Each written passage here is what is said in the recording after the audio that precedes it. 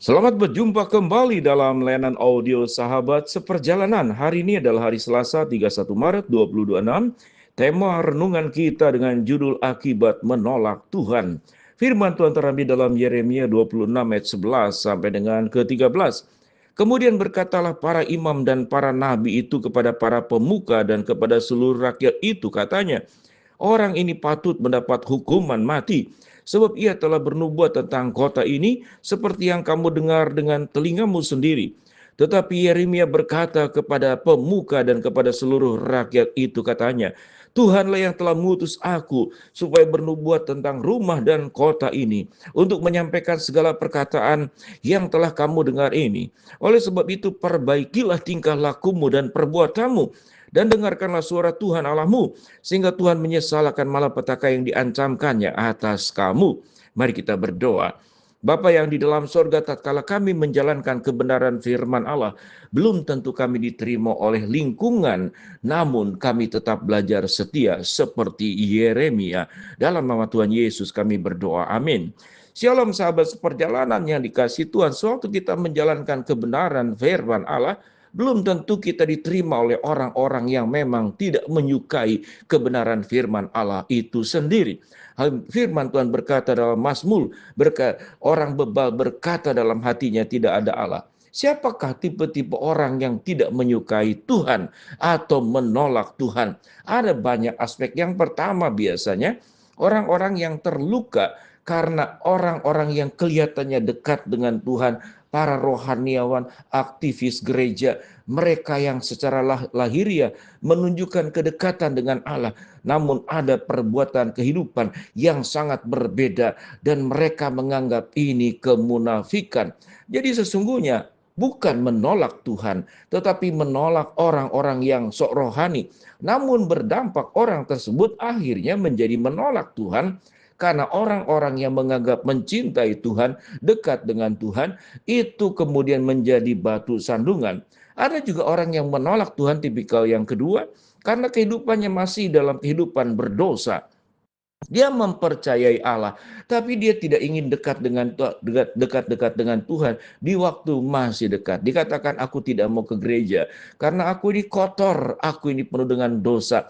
Artinya dia bukan menolak Tuhan, termasuk tipikal yang pertama, yang kedua pada dasarnya bukan menolak Tuhan, tetapi dirinya menganggap begitu kotor. Apa yang ditolak? Yang ditolak itu merasa dirinya bukan pribadi yang memang layak diampuni, bukan pribadi yang layak untuk dikasihi.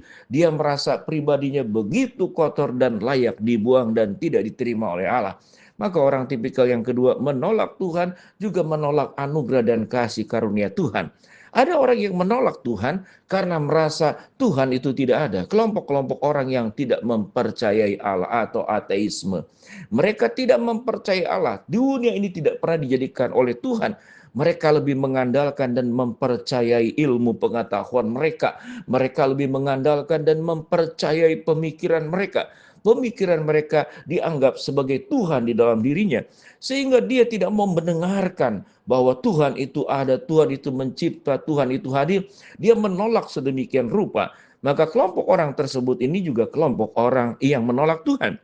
Tetapi kalau kita membaca dua bagian firman Tuhan dari ayat 11 sampai 13, kemudian berkatalah para imam dan para nabi itu kepada para pemuka dan seluruh rakyat itu, katanya, orang ini patut mendapat hukuman mati, sebab ia telah bernubuat tentang kota ini seperti yang kamu dengar dari telingamu sendiri. Sewaktu Yeremia menyampaikan kebenaran firman Allah, dan kebenaran firman Allah yang disampaikan oleh Yeremia adalah bentuk teguran dari Tuhan, dan Yeremia hanya menjalankan perintah sebagai seorang nabi, sebagai saluran daripada kebenaran firman Allah, dan orang tidak menerimanya. Sehingga orang tersebut tidak hanya menolak Yeremia, tapi menolak Tuhan, menolak nabi Tuhan, dan menolak Tuhan sendiri.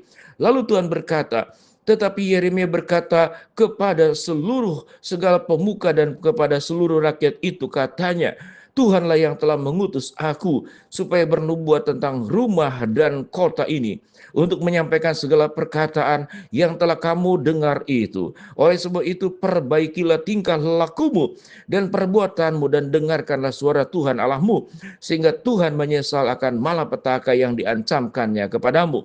Yeremia bisa mendapatkan ancaman sebagaimana kalau kita melihat di dalam perjanjian baru para rasul, para murid Tuhan yang dikejar-kejar, yang kemudian memang Tuhan Yesus sendiri yang menyampaikan kebenaran Allah ditangkap, disalibkan, dibunuh dengan cara keji.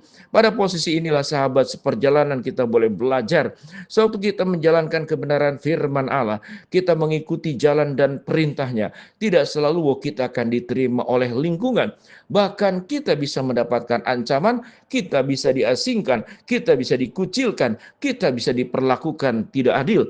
Pada titik inilah kita tetap harus belajar setia di dalam mengikut Tuhan, tidak mengubah jalan kita, tidak mengubah prinsip nilai hidup sesuai dengan kebenaran-kebenaran firman Allah. Di dalam konteks yang lebih dalam dan aplikasi yang lebih jelas, misalkan waktu kita menjalankan firman Allah, mengelola rumah tangga, tapi pasangan kita tidak setia, melakukan perselingkuhan, lalu bahkan mengancam, kalau engkau tidak mengikuti kemauanku, maka kita bercerai dan berpisah, atau dengan ancaman finansial akan menghentikan seluruh kebutuhan finansial. Banyak proses rumah tangga seperti demikian. Dalam pekerjaan juga sama. Suatu kita menjalankan kebenaran firman Allah, lalu kolega bisnis kita mengajak berbuat sesuatu yang tidak sesuai dengan firman Tuhan. Lalu kita menolaknya, dan mereka berkata, kamu seorang rohani, lebih baik kamu tidak perlu jadi bisnismen, jadi pendeta saja. Karena kalau dunia bisnis tidak ada yang bersih, kamu harus belajar beradaptasi dengan suasana bisnis yang ada. Tentu ini adalah seakan-akan pembenaran karena situasi dan keadaan, lalu kemudian menyepelekan firman Allah yang harus diikuti, dijalankan, ditaati di dalam segala keadaan, bukan dalam situasi yang aman-aman saja. Pada titik ini sahabat seperjalanan, biarlah kita boleh tetap teguh berdiri seperti Yeremia.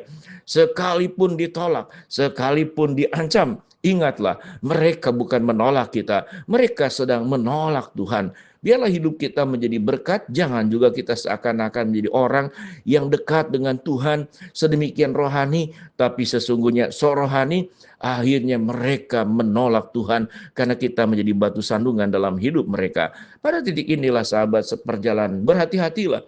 Kalau menolak Tuhan, itu karena pilihan mereka. Tetapi kalau kemudian orang menolak Tuhan karena kita tidak memberikan teladan hidup yang baik, maka itu adalah dosa kita. Seseorang yang menerima Tuhan, dia akan hidup berjalan bersama dengan Tuhan. Jangan hanya anugerahnya, keselamatannya kita terima, tetapi pendidikan Allah supaya hidup kita dalam kebenaran kita tolak. Kita tetap hidup dalam keberdosaan, kita tetap hidup di dalam kedurjanaan, kenajisan, kesalahan, keburukan. Biarlah hidup kita diubahkan oleh Allah, sehingga lewat kehidupan kita orang-orang bisa menerima Tuhan. Jangan sampai karena kehidupan kita yang salah, orang-orang justru menolak Tuhan. Biarlah kita terus hidup bersama dengan Tuhan dan menjadi teladan buat banyak orang. Mari kita berdoa. Bapa dalam surga, terima kasih buat kebenaran firman Allah yang kami pelajari. Hamba-Mu berdoa buat sahabat seperjalanan yang sakit, Tuhan jamah sembuhkan. Sahabat seperjalanan yang sedang menghadapi masalah, Tuhan bukakan jalan. Sahabat seperjalanan yang sedang berdoa mengharapkan sesuatu, Tuhan kabulkan sesuai dengan waktu dan rencana Tuhan yang terbaik. Di dalam nama Tuhan Yesus kami berdoa, amin. Shalom sahabat seperjalanannya dikasihi Tuhan, jangan menolak Tuhan. Biarlah kita tetap setia kepada Tuhan dan jangan sampai kehidupan kita yang buruk membuat orang lain menolak Tuhan. Shalom.